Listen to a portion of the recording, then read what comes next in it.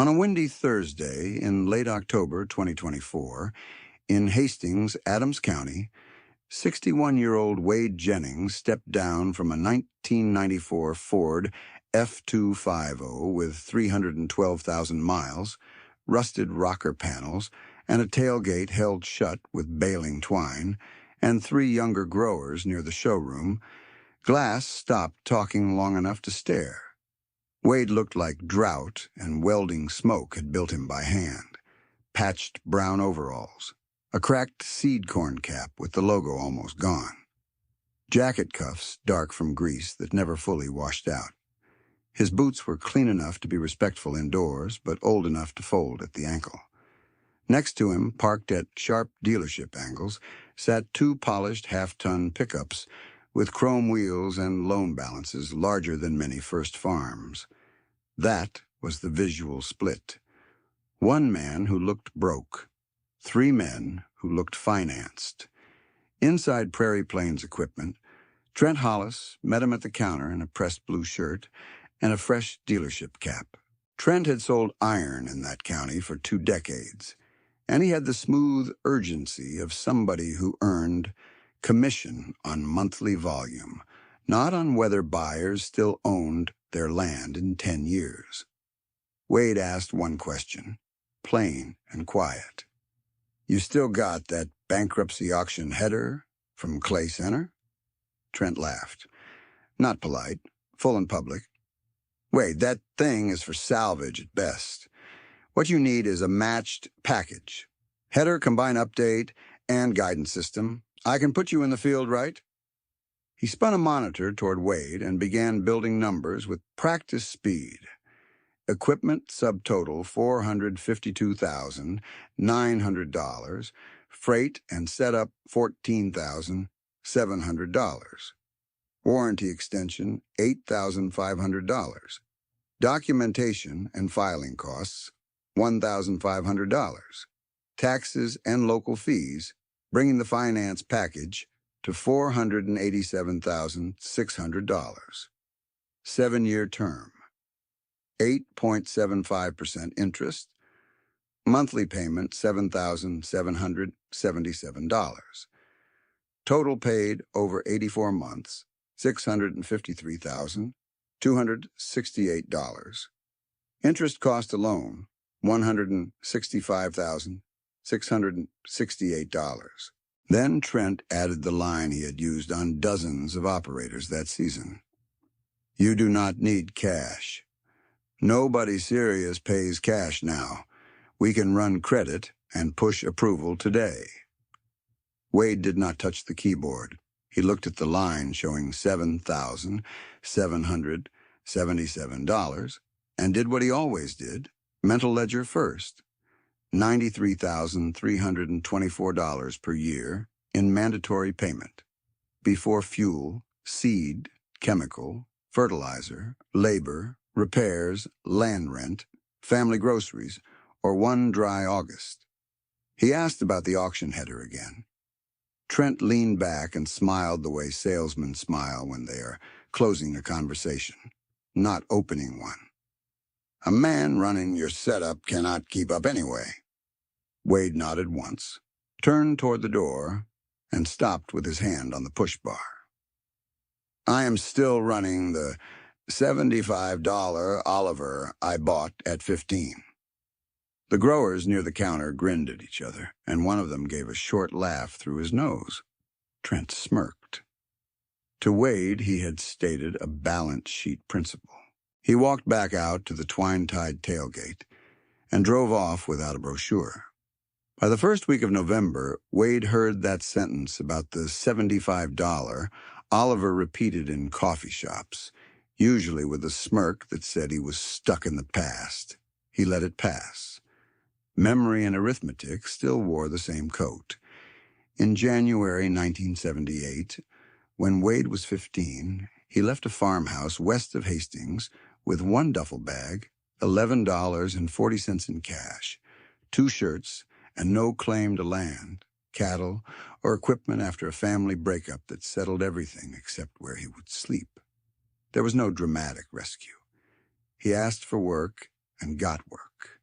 Vera Koch, a widow with 80 acres and a machine shed full of tired iron, let him trade labor for a bunk space behind stacked seed sacks and a kerosene heater that worked when it wanted to. He fed cattle before school, cleaned bins after dark, and learned quickly that the people who survived hard years were rarely the ones with the nicest machinery. In March, he found a non-running 1952 Oliver 77 on a fence line sale. Purchase price, $75 cash. Rear tire patch kit, $9. Carburetor rebuild kit, $14. Used ignition parts from a salvage yard, $17. Gasket material and fluids, $6. Total repair spend, $46. Total into the tractor, $121. He had $2.60 left, and a machine that finally fired on the third pull after midnight while wind pushed snow under the shed doors.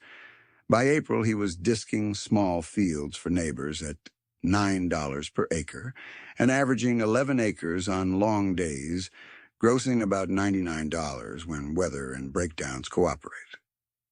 Fuel cost ran near 58 cents per gallon that spring, and he tracked each day in school notebooks he bought, 3 for $1.20.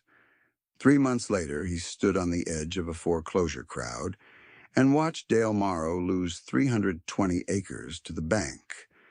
Dale had borrowed on variable rate notes at 9.5% during better years. When rates climbed, renewals reset to 17.25%. His annual interest burden alone jumped past what his corn and milo margins could support. The auctioneer read lot numbers faster than grief could process them, and Wade watched Dale remove his cap and stare at the ground while strangers bid on machinery his father had painted by hand. No shouting, no scene, just a family erased by paper terms. Wade did not speak on the ride back. That cadence became permanent in his mind. Sold, sold, sold. He built rules young because he had to. Rule 1. No debt on depreciating equipment. Rule 2, if he could not pay cash, he waited. Rule 3, every dollar needed a job before sunset. In 1979, his notebooks showed gross custom income of $8,940, expenses of $6,760, net savings $2,180. In 1980, he increased custom acres and seed corn detasseling work, saved $3,040, and bought used discs for $230 cash. In 1981, he rented 120 acres at $42 per acre, total rent $5,040, planted corn and soybeans with hand-me-down equipment, and still ended harvest with positive cash after setting aside repair reserves. He was not maximizing speed. He was minimizing fragility. For Wade, there was never a mystery in how patched overalls could sit on the same man who later wrote certified checks for millions. The link was bookkeeping without gaps. Every dollar counted, every assumption written down, every risk priced before he took it. Wade's 20s looked narrow from the road and compounding from the ledger. He ate simple, fixed-cost meals and tracked personal spending with the same discipline as field expenses. In 1982, his total living costs were $12,870, including food, fuel, work clothes, and a modest health policy. In 1983, he held personal costs under $13,400, even as input prices moved.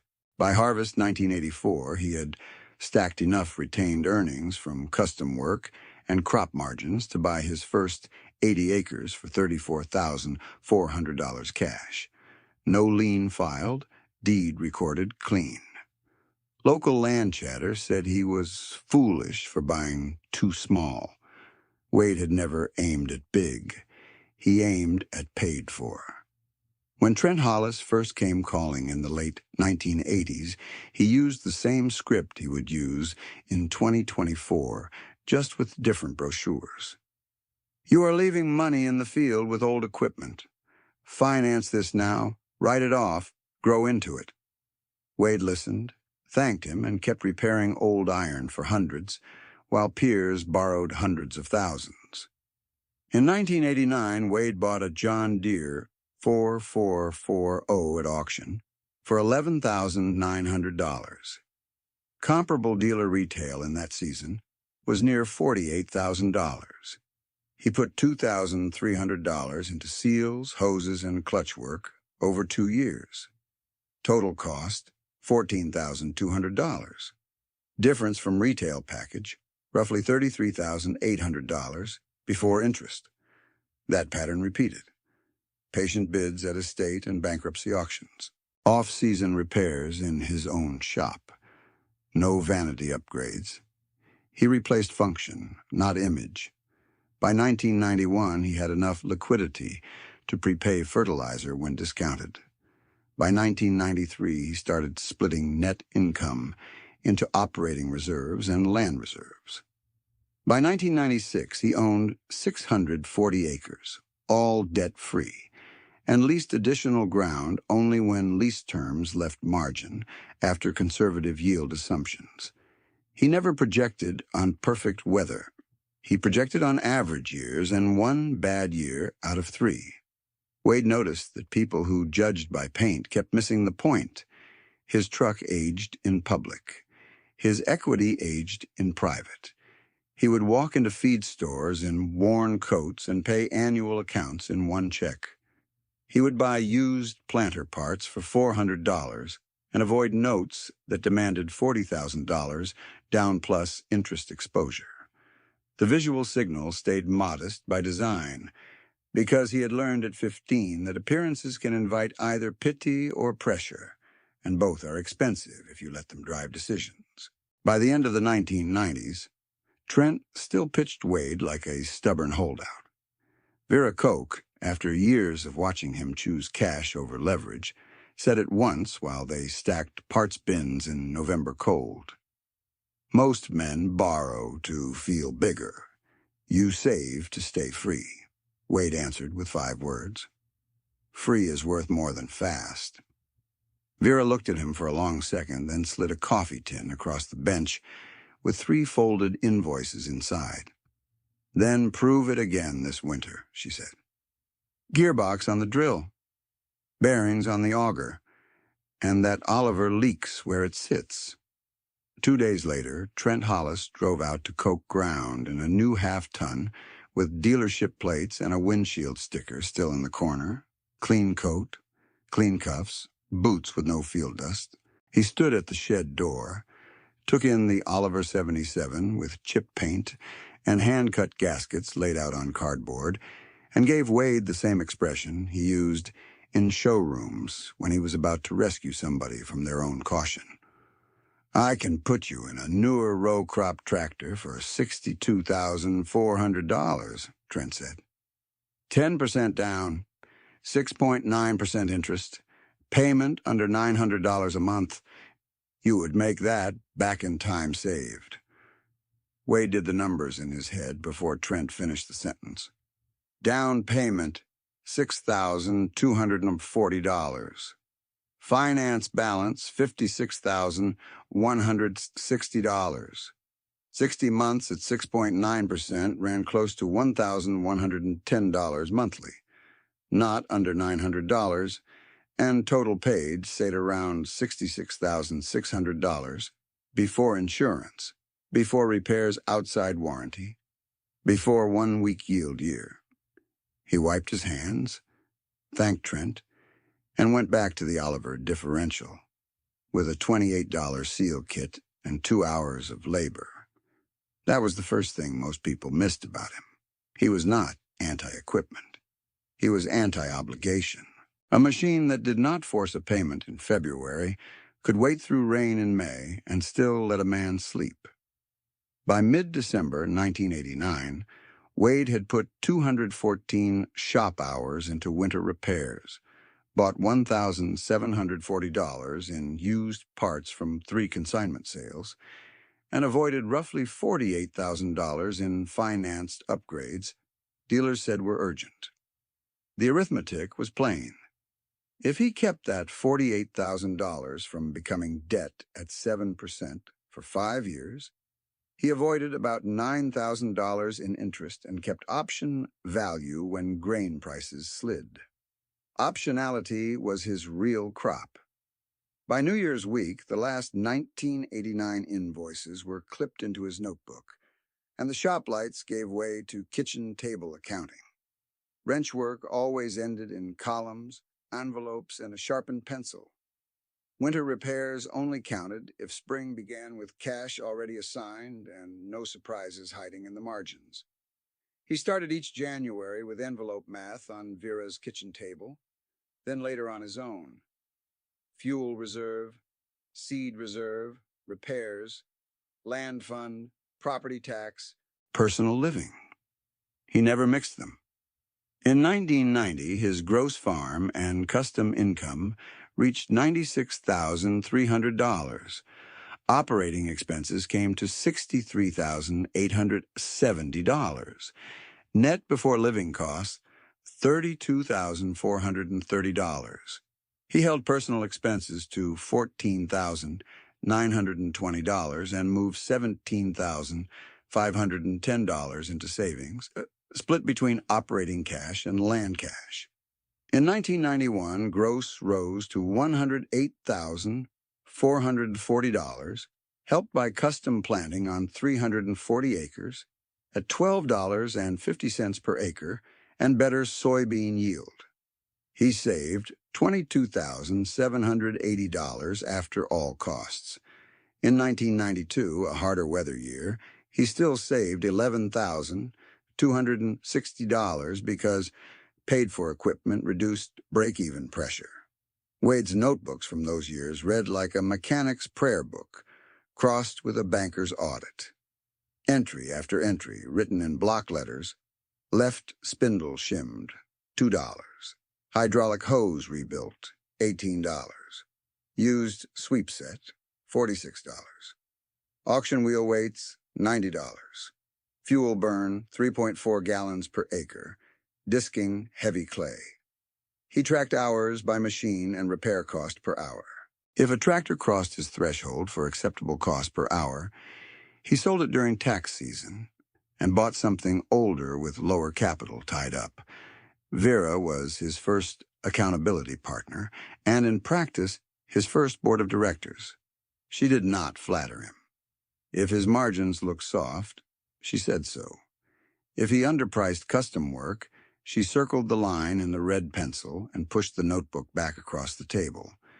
In spring 1992, she made him raise his disking rate from $11 to $13 per acre after diesel and where costs climbed.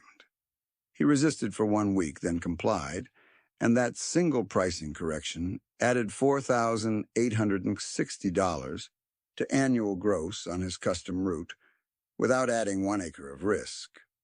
The formative wound never faded either. Dale Morrow's foreclosure sat in Wade's memory like a permanent caution label on every loan document he was ever shown. He knew exactly how rate resets killed good operators. At 9.5%, a $400,000 note cost $38,000 yearly in interest before principal. At 17.25%, that same principal demanded $69,000 in interest alone. The farm did not have to fail biologically. Paper terms could do it first. So he built discipline that looked almost boring from the outside. Cash rent only when conservative yield estimates covered rent plus inputs plus a repair reserve. No new iron in years with uncertain moisture. No land bid unless he could still cash flow at crop prices 20% below recent averages. A mandatory carry reserve equal to 1 full season of seed, fuel, and fertilizer before he called any year good.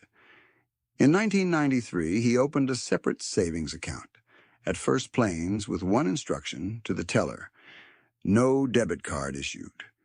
He named it Land Reserve. Opening deposit, $8,000. Monthly transfer, $1,200 minimum, plus end-of-harvest sweeps. By October 1994, the balance reached $31,460. By December 1995, it reached $54,880 despite replacing a transmission in the 4440 for $2,240 and rebuilding a grain truck hoist for $610. He still drove that same truck to town in a jacket with stitched elbows and bought coffee and coins some mornings. Misjudgment followed him because optics are loud and spreadsheets are quiet. In February 1996, at a consignor auction near Juniata, two brothers in crisp-branded coats watched him inspect a worn chisel plow, and one said, not softly, "That old fellow buys junk because he cannot finance real equipment." Wade paid $1,450 cash for the plow, spent $380 on shanks and points, and put it to work on ground where comparable financed equipment would have cost more than $18,000 with interest. The plow did its job for 11 seasons, cost per year, including repairs, under $200. The same year, he closed on another block of acres and crossed 640 owned, debt-free. Purchase math was unglamorous and devastatingly effective. 160 acres at $1,180 per acre. Total $188,800. Legal and filing costs $1,940. Tile repair budget. First year $6,200. All cash. No lien. Annual property tax covered from operating surplus, not borrowed line. Even in average yield years, those acres generated gross margin that stayed on the farm instead of flowing to interest expense. His lifestyle never moved with his equity curve. In 1997, personal spending totaled $19,340. Food, $4,980. Utilities and heating, $3,120. Fuel and personal transport, $2,460. Clothing and boots, $620. Health insurance, $2,980. Property maintenance and household repairs, $2,410. Church and local giving, $1,200. Miscellaneous, $1,570. He rounded nothing up for appearances, and he rounded nothing down for pride. The discipline was comprehensive, or it was useless. There was one indulgence, if anybody wanted to call it that. He kept the Oliver 77 under cover and serviced it on schedule, even after larger tractors carried most field load. Spring fluid change every year. Whether hours were high or low, magneto check before planting. Hand-polished fuel bowl. The machine that started at $75 became a private measuring stick. If a proposed purchase could not prove more value than that tractor delivered for paid $4, the purchase did not happen. By the second week of March, 1998, Trent was back with a different brochure and fresh urgency. You are one storm away from downtime that could ruin your season. Finance now while rates are favorable. Wade asked one question. Fixed or variable? Variable with cap, Trent said. You can refinance later. Wade folded the pamphlet, handed it back, and said, I watched variable rates erase a family. I am not volunteering. He was not dramatic about it. No speeches, no debate. He returned to calibrating planter chains in a shed that smelled like grease and cold steel.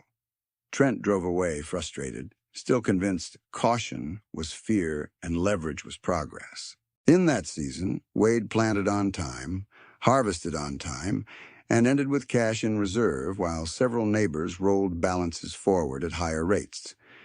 People remembered his truck. They remembered his coat. They remembered his refusal to modernize on schedule.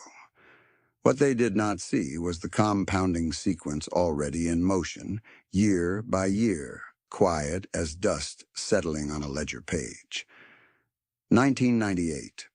Gross income $182,600. Total expenses, including living 100C, $41,480. Net added to reserves, $41,120. 1999. Gross $194,900. Expenses $149,770. Net $45,130. 2000. Gross $201,300. Expenses $162,910. Net $38,390 in a softer price year. 2001. Gross $189,400. Expenses $160,640. Net $28,760 while corn stayed weak. 4 years. Total net retained $153,400. No lender covenants. No forced principal calendar. Just retained earnings converted into resilience. That was the architecture under the patched overalls. Not luck, not theatrics. Decomposition of risk into choices he could control, then repeating those choices longer than most people could tolerate being underestimated. In spring 2002, Wade added one more rule to the notebook margin. Scale only when cash on hand could carry 2 weak crop years without borrowing an operating line. It looked conservative to almost everyone around him. It turned out to be precise. He entered 2002 with $153,400 retained from the previous 4-year run, plus $71,200 in separate operating reserves and $64,500 in the land account at First Plains. Total liquid position, $289,100. He rented an additional 210 acres at $71 per acre. Total annual rent, $14,910, and penciled his corn budget on 128 bushels per acre, not on county best yields. Corn sold softer than many hoped. Soybeans were uneven, and the year still closed with $36,840 net, after all farm costs and personal spending. By harvest 2003, he pushed custom work down and crop control up. Gross farm revenue reached $244,700. Operating costs came to $176,920, including fuel at higher seasonal averages and a heavy repair year on tillage iron. Personal expenses stayed at $22,140. Net retained $45,640. He moved $20,000 into the land reserve and left the rest in operating cash for flexibility. In 2004, a local estate sale gave him a chance to buy 160 acres with mixed soils at $1,640 per acre, total $262,400. Closing costs and title work added $3,680. Tile and terrace repairs budgeted, first year, $11,200. All cash. No lien. People who followed courthouse records saw the transfer. Most still assumed he was overextended because he kept driving the same truck and wearing patched canvas coats. The arithmetic said the opposite. After that purchase, he still held more than $140,000 in liquid reserves. Then came the sequence that built the spine of his empire. 2005, bought 240 acres from a retiring family at $1,980 per acre, $475,200 cash. Ended year controlling just over 1,900 acres owned and leased, zero debt. 2006. Gross income, $418,300. Total operating and living expense, $309,600. Retained $108,700. Land reserve contribution, $44,000. 2007. Bought a used John Deere 7720 combine at bankruptcy auction for $26,800, spent $7,400 on preseason rebuild, total $34,200 versus roughly $112,000 for a comparable dealer-ready unit.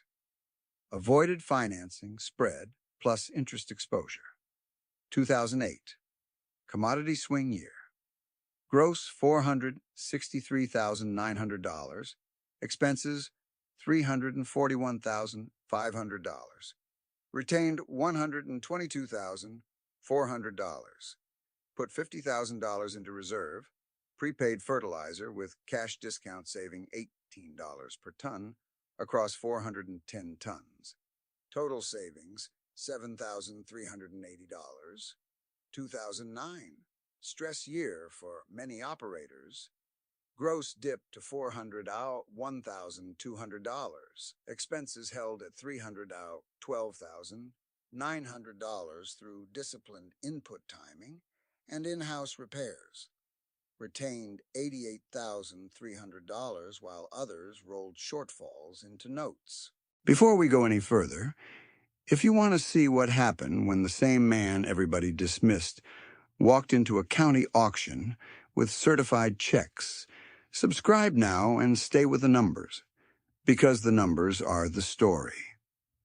By the second week of January 2010, Wade formalized the split that had existed informally for years. 35% of annual net farm income to land reserve, 15% to equipment replacement reserve, remainder to operating liquidity and taxes. He did not elevate his lifestyle when a good year hit. In 2010, his personal spending was $31,480, including insurance, utilities, food, transport, church giving, and ordinary home upkeep. In 2018, it was $36,920. In 2023, it was $38,600. His equity curve rose. His household curve barely moved. The ledger kept marching. 2010. Purchased 120 acres at $2,350 per acre, $282,000 cash. 2011. Retained earnings $46,200. Reserve balances combined crossed $910,000. 2012. Drought pressure in parts of the region. Still positive due to conservative pre-buys and no debt service requirement. 2013. Bought 200 acres at $3,100 per acre, $620,000 cash, from a family estate that needed clean closing without lender delay. 2014. Gross $612,500. Total expenses $438,100. Retained $174,400. Land reserve contribution $61,000. 2015. No land purchase, by choice. Built liquidity and upgraded grain handling for $84,600 cash to reduce basis losses at harvest.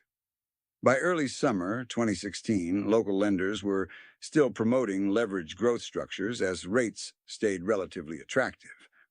One proposal put in front of Wade offered a $2,800,000 expansion package at 7.4% with annual debt service above $262,000 once fully amortized. He declined. Months later, he bought 480 acres from two distressed sellers at $3,950 per acre, total $1,896,000 cash. That same block later appraised near $8,700 per acre. On paper alone, unrealized gain crossed $2,280,000. More important, he gained those acres without a mandatory payment calendar. He was not the only hard-working farmer in Adams County. That mattered to him. And it matters to this story because what happened next was not laziness versus discipline. It was often one financial structure versus another under identical weather and markets. Ben Ortega was a capable operator and an early adopter of precision equipment. In 1999 and 2000, he financed 2 combines and heads totaling $372,000 at 7.2% over 7 years, annual payment near $67,600. He added an operating line that reached $214,000 by 2001. As corn stayed under $2.10 per bushel through much of his marketing window. Ben did everything extension meetings told him to do. He worked hard. He cut costs where he could. But fixed debt service kept showing up regardless of price. By 2003, he sold machinery at auction and lost owned ground to settlement terms. He later leased back acreage and kept farming, but the ownership arc broke.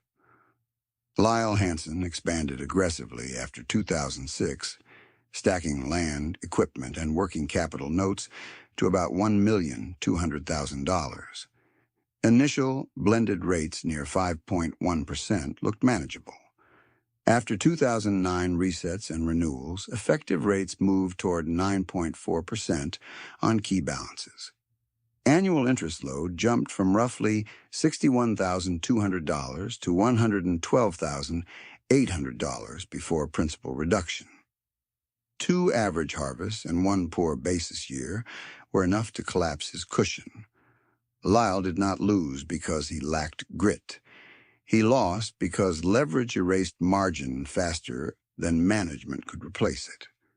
Marcy Dill carried land debt at 6.9% on roughly $840,000 and ran a lean, competent operation on thinner soils south of Hastings. Her annual payment burden sat near $76,900, and then a drought sequence cut yields while crop insurance left gaps she could not close quickly. She refinanced, paid fees, and kept trying. In 2013, she filed bankruptcy after exhausting options. She was respected before the filing and respected after it. The paper changed, not her character. Ron Pike expanded hog barns with floating rate debt because lenders and integrator forecasts projected stable feed ratios. Principal tied to barns and associated infrastructure crossed $2,400,000. When feed costs spiked 38% and contract terms tightened, monthly cash burn accelerated. He sold portions of the operation, then exited hogs entirely to stop the bleeding. Years of effort reduced to balance sheet triage. These were not cautionary cartoons. They were neighbors, good operators, long days, skilled hands, and one common vulnerability: mandatory payments that did not care whether the sky cooperated. By late 2018, Trent Hollis began adjusting his tone when he visited Wade. Less laughter, more insistence wrapped as concern. "Rates are still workable," he said during one yard visit, standing beside a line of older tractors Wade kept in top mechanical condition. "You could double faster with lender support." Wade answered in the same understated register. "Faster for who?" Then the next stress cycle arrived, and it did not ask permission. Through 2021 to 2023, fertilizer climbed about 62% from earlier baselines on several products Wade used. Diesel crossed $5 per gallon during peak periods. Interest rates moved above 8% for many borrowers renewing operating debt or equipment paper. Chemical costs stayed elevated. Parts lead times stretched. Cash flow tightened across the region. Wade felt all of it on the cost side, but structure determined outcome. He had paid for land, paid for core equipment, no annual principal schedule forcing sales into weak windows. He bought inputs with conservative forward contracts where possible, carried inventory when discounts justified storage risk, and entered each season with reserve coverage for seed, fertilizer, diesel, and repairs. In 2022, his gross was pressured, expenses were high, and he still closed positive because fixed obligations were low and optional decisions stayed optional. Others had no such room. Ben Ortega, now leasing 200 acres and rebuilding carefully, survived by shrinking scope and refusing new equipment notes. He paid himself less and kept going. Lyle Hansen took a mechanic position in town while farming a smaller tract, using wage income to stabilize his household and avoid further borrowing shocks. Marcy Dill, after bankruptcy restructuring, ran tighter acres with strict cost controls and rebuilt gradually. Ron Pike transitioned into custom hay and forage hauling, debt light by necessity, then by conviction. None of them got an easy path. They got a second path. In August 2023, Trent sat at a folding table during a local producer meeting and listened to operators describe renewal terms that looked manageable at 6% and punitive above 8%.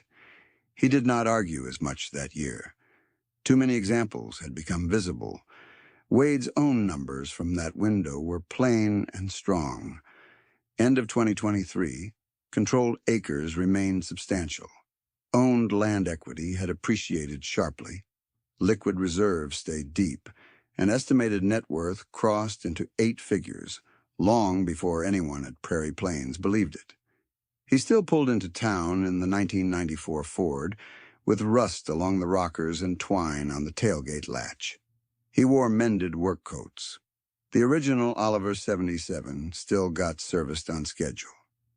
By the first week of October 2024, when he asked Trent about that bankruptcy auction header and got laughed at again, the county was looking at appearances. Wade was looking at exposure, liquidity, and downside protection. That is why he could walk out of that showroom without signing. That is why he could wait while others rushed. And that is why the spring auction that followed would force an entire crowd to recalculate what wealth had looked like all along.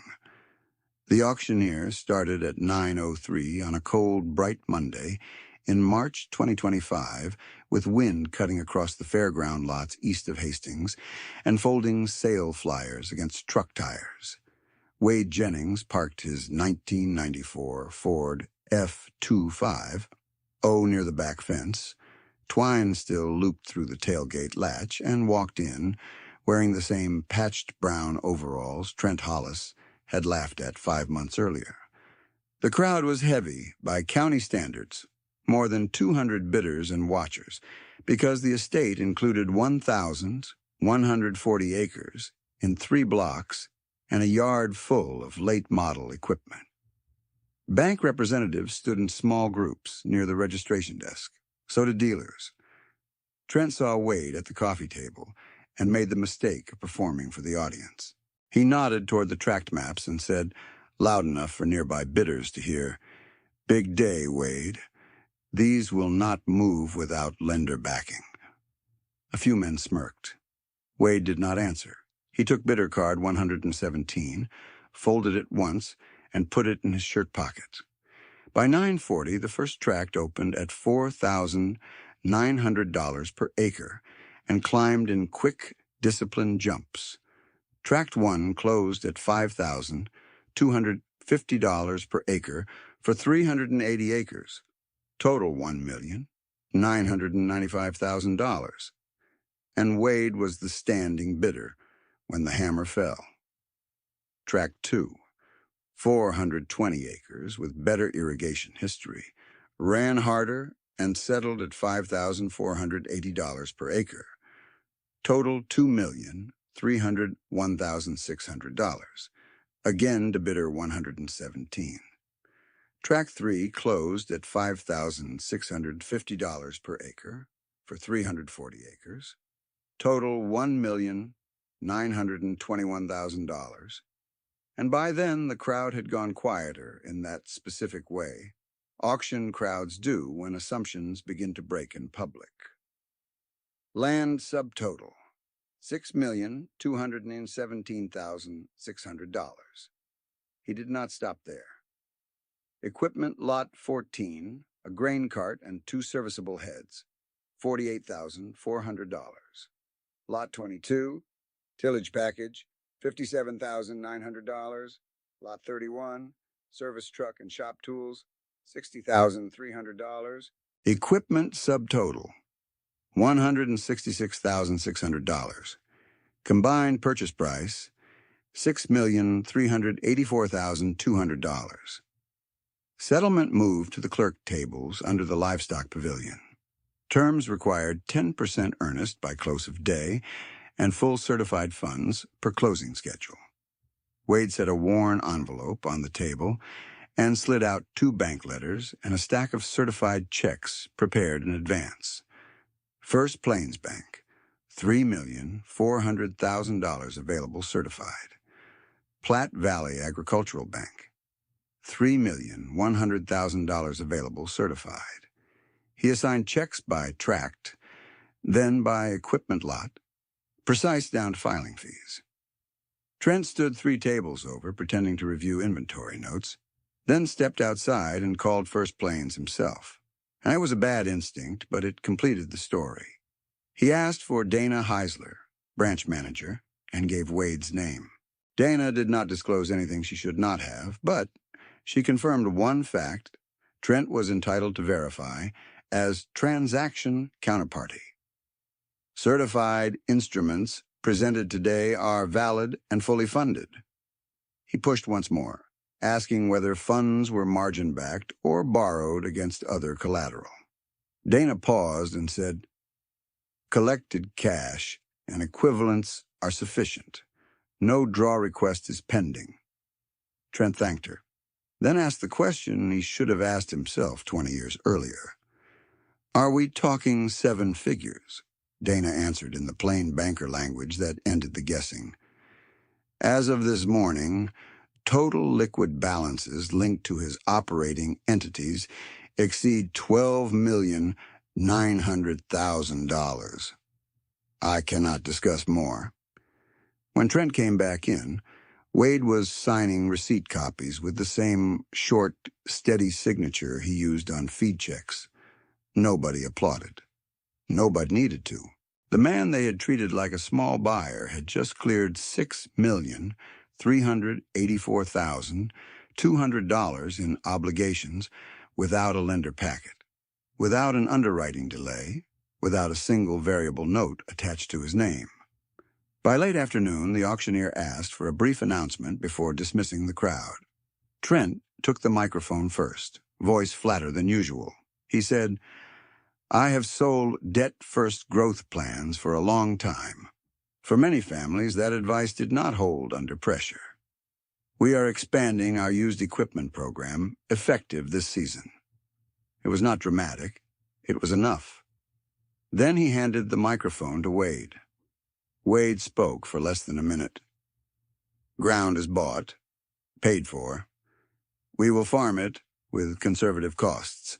And this year, part of the profit goes to people starting out without collateral. That is all." He set the microphone down and walked out to the twine-tied tailgate. 3 days passed before the paperwork phase gave way to action. The first wire went out on Thursday morning.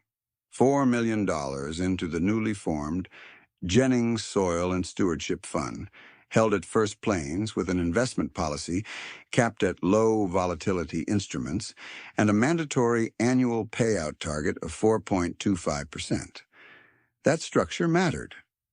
At 4.25%, Planned annual distributions started near $170,000 to $70,000 without touching principal, while retained growth years could increase the pool. Wade added a standing clause that no recipient could be required to buy from a specific dealer, no advisory fee could be charged by board members, and all assistance terms had to fit on one page in plain language. The second step was direct and immediate. He offered 12 zero-interest equipment notes averaging $48,000 each, total principal $576,000, with one sentence on every agreement. Pay me when you can, then help the next person. Payments were quarterly only if cash flow allowed. No compounding penalty. No balloon clause. No hidden lien on family homes. Recipients included Eli Brewer, Camilla Ruiz, Owen Shart, and the husband and wife team, Faith and Nolan Price, each buying used but reliable machinery that could be maintained locally. Eli received $44,000 for a rebuilt planter and grain drill. Camilla received $52,500 for a used row crop tractor and sprayer package. Owen received $47,200 for hay tools and a utility tractor. Faith and Nolan received $58,300 for irrigation repairs and a no-till setup. 8 other notes filled out the full $576,000 with similar terms and similar discipline. The third move was land access. Tessa and Noah Klein had been trying to secure acres for 4 years, losing bids to larger operators and to debt-heavy offers that moved faster than their savings. Wade sold them 160 acres from a boundary block at $5,200 per acre, total $832,000, while comparable local value sat near $8,600. Market equivalent would have been about $1,376,000. Discount value transferred to the siblings, roughly $500,000 to $44,000. He did not call it charity. He called it price for people who will still be here in 30 years. The fourth move closed a thread that had been open since the drought years. Marcy Dill still carried $92,000 in emergency debt at 9.1% from a sequence of repair and operating shocks. Wade cleared the full balance through a direct payoff to her lender. In exchange, Marcy signed an agreement to mentor 2 beginning operators for 3 crop seasons, 1 meeting per month in season, and 1 winter budget review each year. She chose Camilla Ruiz and Owen Shart. The terms converted a rescue into a relay. Let me stop here and ask you something. If you had to choose between appearing successful now or staying solvent through a bad decade, which one would you choose for your family? And why? Put that in the comments, because this is where the arithmetic becomes moral, not just financial. By the end of April 2025, the deeper examination was already visible in side-by-side numbers. If Wade had financed the $6,384,200 purchase under common regional terms of that season, even a relatively favorable structure would have required heavy fixed obligations. Assume 20% down, finance principal $5,107,360, interest 8.1%, 20-year amortization. Annual principal and interest payment would run about $524,496. First-year interest alone would be roughly $413,696. Add taxes, inputs, labor, fuel, and repairs, and the operation would need exceptional years simply to avoid stress. He chose cash. Mandatory annual debt service on that acquisition, $0.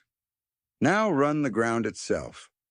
His 2025 plan budgeted 620 corn acres at 176 bushels per acre and $4.35 cash price, gross $474,672. Soybeans on 420 acres at 54 bushels and $11.20, gross $254,016. Sorghum on 100 acres at 96 bushels and $4.10, gross $39,360. Total projected crop revenue on acquired acres, $768,048 before insurance adjustments. Direct production costs were budgeted at $428 per corn acre, $262 per soybean acre, and $210 per sorghum acre, totaling $396,400. Property taxes estimated $54,720. Labor and repairs allocated $86,300. Total operating burden, $537,420. Expected operating surplus before overhead and reserves, about $230,628. Underfinanced ownership, subtracting a $524,496 debt payment from that same operating result, would push the block deep negative in an average year. Under cash ownership, that $230,628 remained available for reserves, drought protection, and the generosity pipeline. This was the central trade-off in one line. Debt converted ordinary volatility into threat, while liquidity converted the same volatility into manageable variation. The fund and note terms were built from that spread, not from sentiment. Annual distributions targeted at $170,000 from fund yield, plus scheduled principal returns from the $576,000 note pool, created a revolving assistance engine. Even if only 70% of notes paid on time, recycled capital could still support 2 to 3 additional equipment packages each cycle without new borrowing. Add the land discount to the Kleins and the Marcy payoff, and first wave community transfer from Wade in 2025 reached $5,212,000 in committed value, $4 million fund principal, $576,000 note principal, $544,000 land discount, $92,000 debt retirement. The multiplier was already forming. If the 12 note recipients stabilized and each helped one additional operator within 7 years at even $20,000 equivalent support, second wave value would add another $240,000 without institutional overhead. If the Kleins held their 160 acres and avoided a single foreclosure cycle, family equity preserved over 20 years at modest appreciation could exceed $1 million. If Marcy's mentorship kept Camilla and Owen from taking one high-cost equipment note each, avoided interest alone could keep more than $60,000 on working farms instead of leaving as financing expense. These were not slogans. They were line items. By wheat harvest in July 2025, Trent's dealership had changed the front row of its lot. Fewer high payment packages.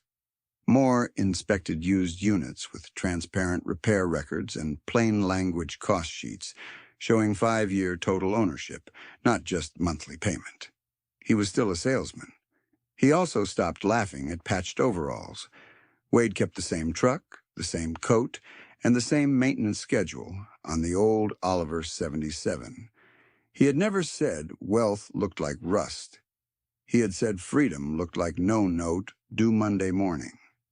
In Adams County, after that auction and what followed it, more people finally understood the difference. In the weeks after wheat harvest, the first real test of Wade's generosity model was not whether people were grateful, but whether the terms were durable under ordinary pressure. By mid-August 2025, every one of the 12 zero-interest equipment notes had been booked, titled and matched to a maintenance plan that Wade required before releasing funds. He did not ask for polished business plans. He asked for parts lists, labor estimates, and yield assumptions that could survive a mediocre year. Eli Brewer used his $44,000 note exactly the way Wade hoped a beginning operator would. $31,200 for a rebuilt 12-row planter, $8,600 for a grain drill, and $4,200 for transport and immediate wear parts. He seeded 410 acres that fall, cut overlap loss by just under 6%, and reduced seed waste enough to save roughly $5,900 in his first full season. Eli made no payment in the first 2 quarters, then sent $3,000 after post-harvest sales and another $2,500 in February. Wade accepted both and wrote one line on the receipt. Keep your repair reserve intact. Camila Ruiz put her $52,500 into a used row crop tractor and a sprayer package that let her stop hiring peak season custom application.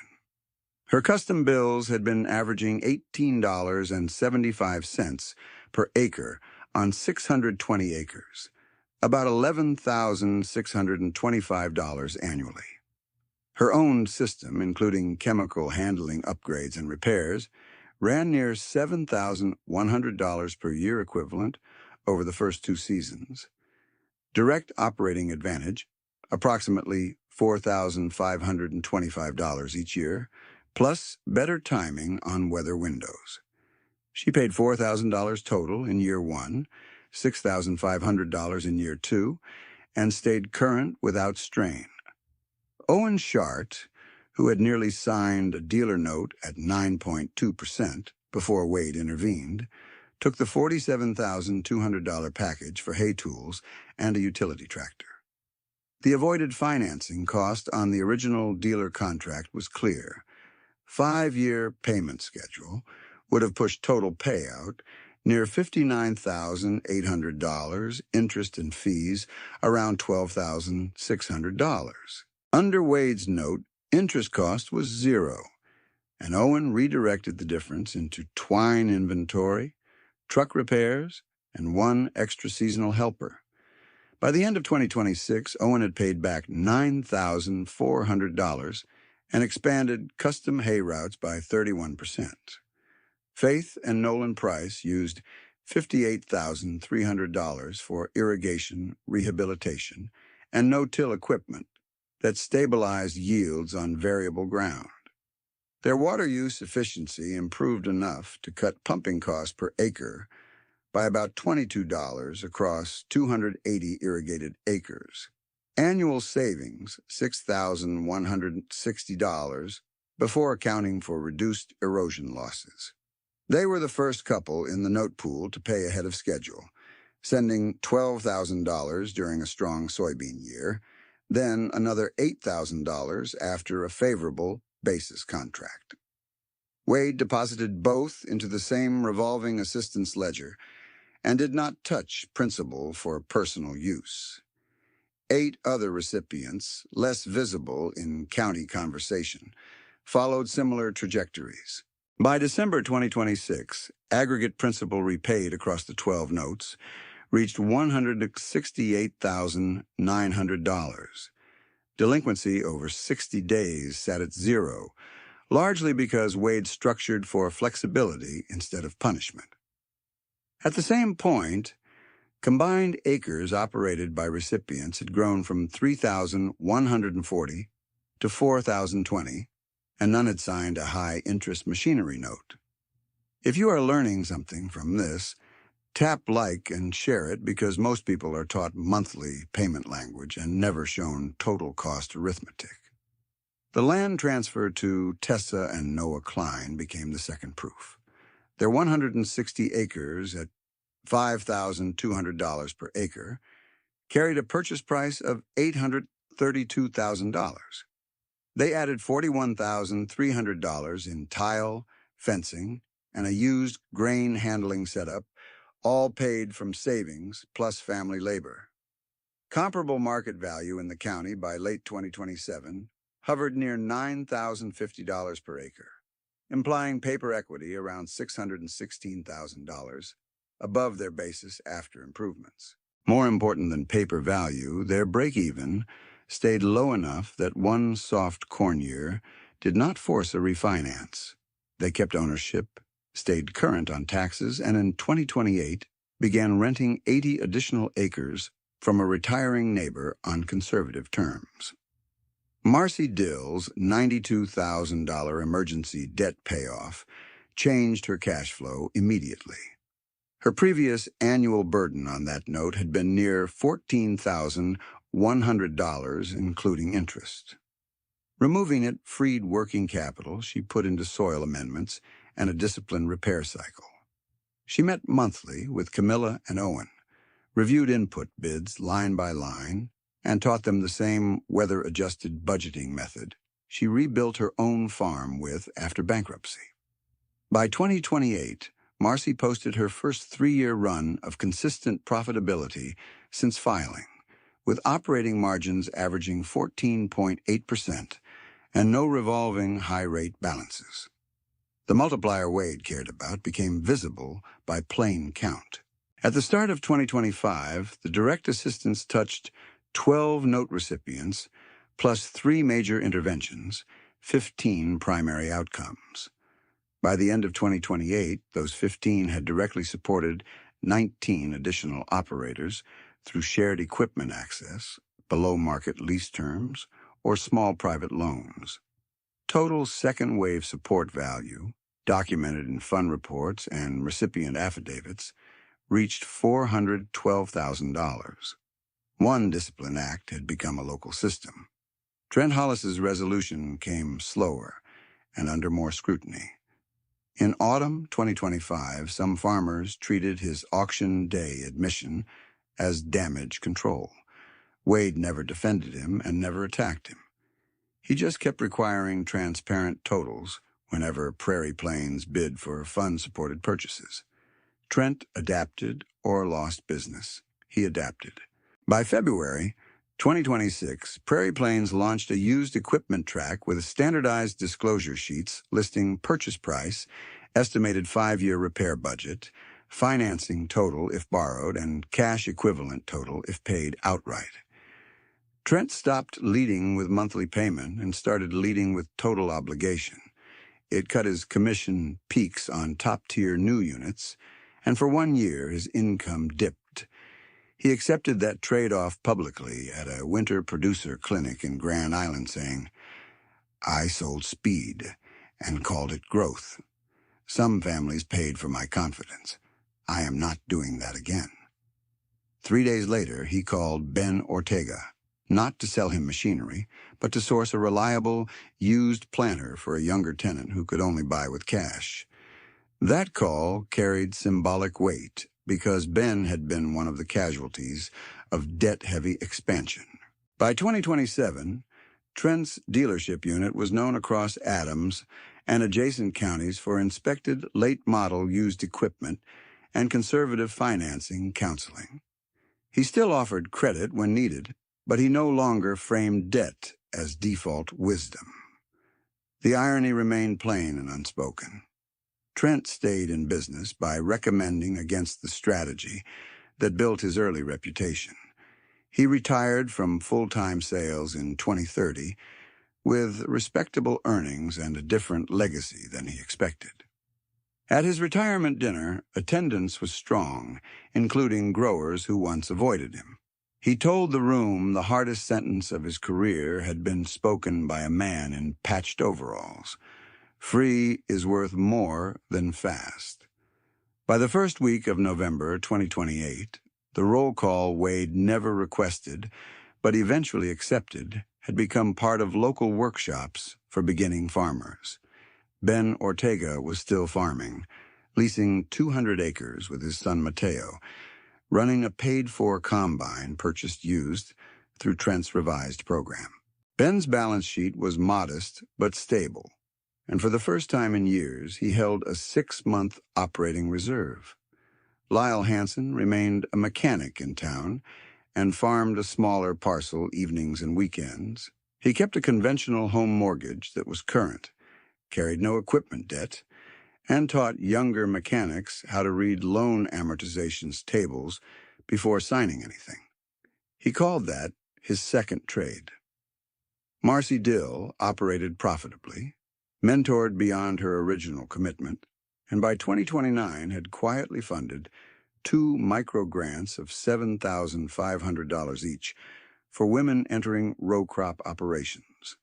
Ron Pike, out of Hogs for Good, built a debt-light custom hay business with 2 paid-for balers and 1 service truck, grossing enough to support his family without returning to floating-rate barn debt. He said he slept better, and everyone believed him. Dana Heisler stayed at First Plains, eventually became Regional Agricultural Lending Director, and used Wade's case in internal training as a liquidity framework rather than a celebrity story. She emphasized reserves, downside pricing, and plain language terms. Her team reduced variable rate exposure in beginning farmer portfolios by measurable percentages over 4 lending cycles. Eli Brewer paid off his zero-interest note in 2030 and then advanced $20,000 to a cousin starting custom planning, using Wade's exact line, "Pay me when you can, then help the next person." Camila Ruiz cleared her note in 2031, expanded to 910 acres under management, and mentored 2 high school graduates entering egg service work. Owen Shart completed repayment in 2032 and co-purchased a hay storage site with 2 peers, all cash. Faith and Nolan Price finished early, then donated annually to the Jennings Fund, not out of obligation, but out of alignment. Tessa and Noah Klein remained on their 160 acres, added another 120 through cautious lease-to-own terms, and never crossed into high-rate machinery debt. They kept 1 whiteboard in their shop with 3 permanent lines: taxes first, repairs second, vanity never. Vera Koch did not live to see all of it, but her thread closed exactly as Wade intended. She passed away at 89 in 2027. Within 30 days, Wade delivered a certified $310,000 gift to her family and labeled it on the memo line, "Rent, late but complete." The Koch family used part for estate costs and placed the remainder into a local scholarship for farm mechanics, honoring the woman who had given a 15-year-old a bunk space and honest correction. Dale Morrow, whose foreclosure had marked Wade at 15, died in 2011 before this chapter unfolded. His daughter Elaine still lived in the county, and in 2029 Wade sold her family 40 acres adjacent to their rented ground at assessed value with no premium. He did not discuss it publicly. Wade himself stayed exactly where people had always seen him, and still misread him. In 2030, he was 67, then 68 in 2031, still driving the 1994 Ford, with rust on the rockers and the twine-tied tailgate, replaced only when the latch finally failed. He upgraded the latch. He kept the truck. He still wore mended coats. He still serviced the 1952 Oliver 77 every spring, even when it ran light duty and parade passes more than field load. The Oliver still started. The farm still operated. The ledgers still balanced before planting. Estimated net worth calculations varied by appraisal month, but by conservative year-end 2031 figures, owned land value, liquid reserves, operating entities, and equipment placed Wade above $19 million. Personal annual spending remained near the high $30,000 range. No yacht, no second home, no public performance of wealth. He measured success by acres, kept out of foreclosure, and families who could survive one bad year without signing panic paper. For viewers who want more stories built on this kind of arithmetic, subscribe now. Then tell me in the comments one rule you would put on your own money before your next major purchase. Share this with the person in your life who looks ordinary, lives carefully, and is quietly building something that does not show in the parking lot. Late one evening, after fall fieldwork, Wade parked by the same back fence line where people once laughed at his truck, shut the engine down, and sat for a minute with the ledger on the passenger seat. Wind moved through dry stalks, yard light on the machine shed, old paint on old steel maintained on schedule. Nothing flashy, nothing wasted.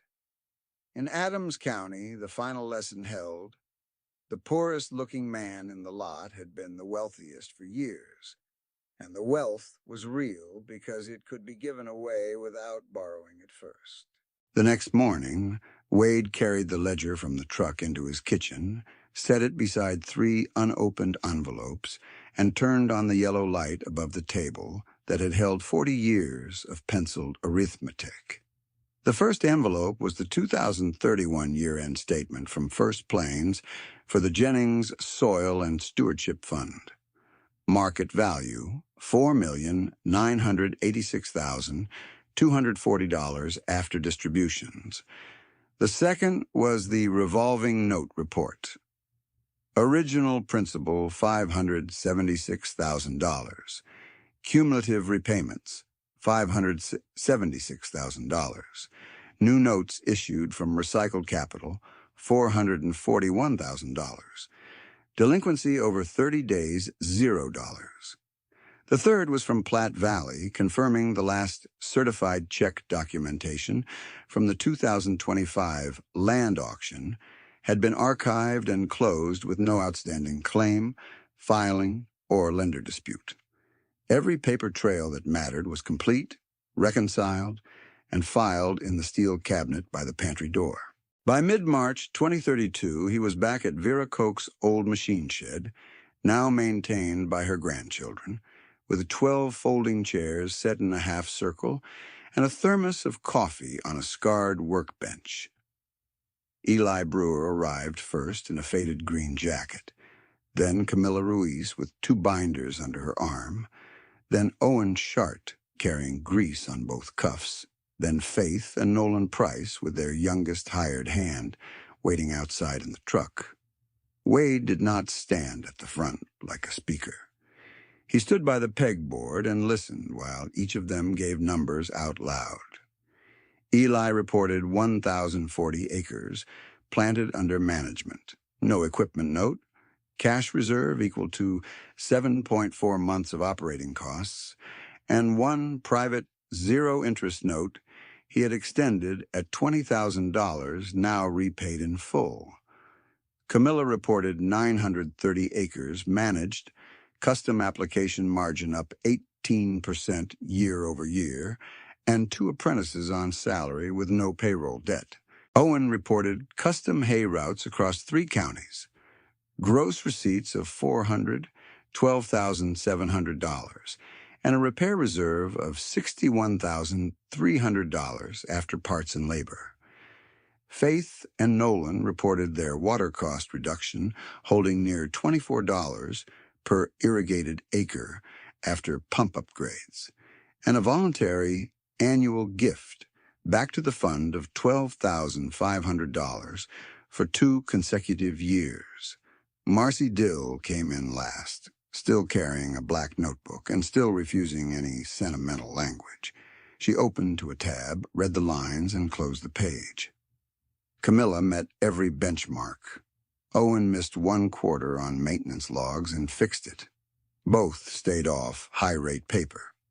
Then she added what she had held back since 2028. When Wade paid that $92,000, I thought it was rescue. It was assignment. That was better. Nobody clapped. They nodded because they knew exactly what she meant. Before they broke for coffee, Wade opened the first school notebook and spoke for the recorder. January 1978, I left with one duffel and $11.40. March, I bought the dead Oliver for $75 and fixed it for $46. That exile built this framework. In the workshop log, he wrote one final line. Origin chapter closed, resolved. 3 days later, Dana Heisler drove out after banking hours in a dusty sedan and walked Wade through the annual compliance packet at his kitchen table. Administrative overhead on the fund remained under 0.8%. Annual payout for 2032 approved at $211,000 due to portfolio growth above policy floor. Beginning farmer variable rate exposure among First Plains starter accounts had dropped from 63% to 28% in 6 years because loan officers now required downside price stress tests before closing. Dana tapped the page once and said, "Your case changed underwriting habits." Wade answered without looking up. "Good. Keep it boring." By early June, the antagonist thread closed in public where it had begun in public. Prairie Plains held its pre-harvest clinic in a service bay cleared of machinery, 73 growers on folding chairs, coffee and paper cups, repair parts stacked against the wall. Trent Hollis, no longer in full-time sales and now training younger staff, stood beside a projector screen showing 2 columns, monthly payment and 5-year total ownership. He used Ben Ortega's permissioned historical numbers as the teaching example, then put Wade's 1989 John Deere purchased beside a financed equivalent to show a voided interest in plain dollars. "I sold urgency," Trent said, voice even. Sometimes urgency was right. Often it was expensive fear. If a customer cannot survive average prices and one bad weather year on paper, I tell them not to buy. A young salesman in the back asked, "Even if we lose the deal?" Trent did not hesitate, especially then. After the session, he walked outside where Wade was checking tire wear on a used grain cart for one of the fund recipients.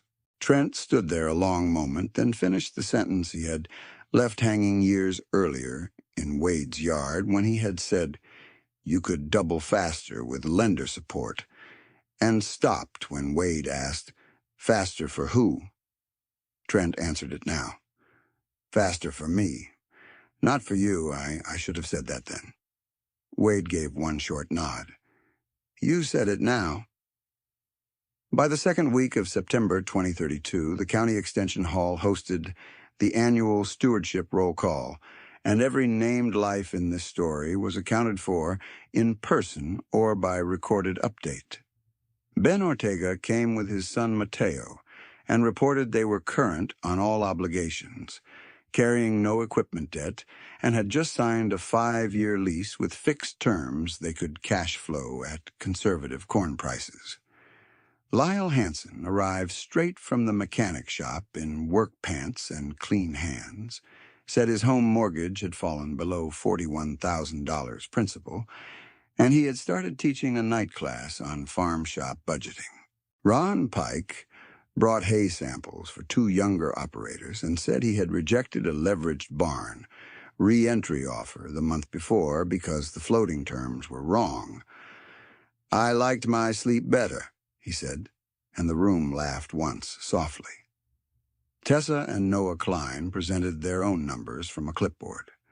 280 controlled acres, debt only on a low-balance fixed land note from a lease-to-own parcel, machinery all paid for, property taxes prepaid through year-end. Elaine Morrow stood when called, voice steady, and said the 40 acres Wade sold her family at assessed value had remained intact. No liens filed, and her daughter planned to keep it in production. Vera Koch's grandson read a short note from the scholarship board. The Koch Farm Mechanics Scholarship had funded 19 students since 2027, with completion rates above 90%. Marcy, Eli, Camilla, Owen, Faith, and Nolan each confirmed they were mentoring at least one additional beginner beyond original commitments. The multiplier had turned from projection into routine. If you want more stories where arithmetic beats appearances, subscribe now. Then comment with one purchase rule you refuse to break, and share this with the person in your family who looks ordinary but thinks in decades. In late October 2032, almost exactly 8 years after the laughter at Prairie Plains, Wade pulled the 1952 Oliver 77 out at dawn for a short run along the Edge Rows. Engine notes steady, paint still worn, gauges honest. The 1994 Ford sat by the shed with a replacement tailgate latch. Rust unchanged, mileage at 329,418. He had upgraded what function required and ignored what vanity requested. The same philosophy at machine scale and life scale. At noon, he parked the Oliver, shut the fuel, and wrote 6 lines in the ledger: fuel burn, hours, bearing temperature, repair needs, note repayments posted, fund disbursements due in November. Then he filed the book in the same cabinet, where the certified check records, bank confirmations, and old school notebooks all sat in order. Nothing about the yard looked wealthy to a passerby. Weathered tin, old steel, coats on hooks with patched elbows. What changed was the county's ability to read what it was seeing. Fewer panic loans, more reserve accounts, more young operators buying used equipment with clear total cost math. Fewer foreclosure notices taped to courthouse glass. The philosophy endured because it was measurable. Avoid mandatory payments that can break you, build liquidity that can carry you, and when security is real, pass it on without extracting fear-based profit from the next person. At sunset, Wade stood at the fence line, the same place where men once judged him by rust, while light moved across harvested ground he owned free and clear. He was not interested in being vindicated. He was interested in the ledger balancing and the community staying on its land. In Adams County, that became the final image and the final proof. The man who looked poorest in the lot had built the deepest reserves, and because he stayed debt-free long enough, the wealth became durable enough to share.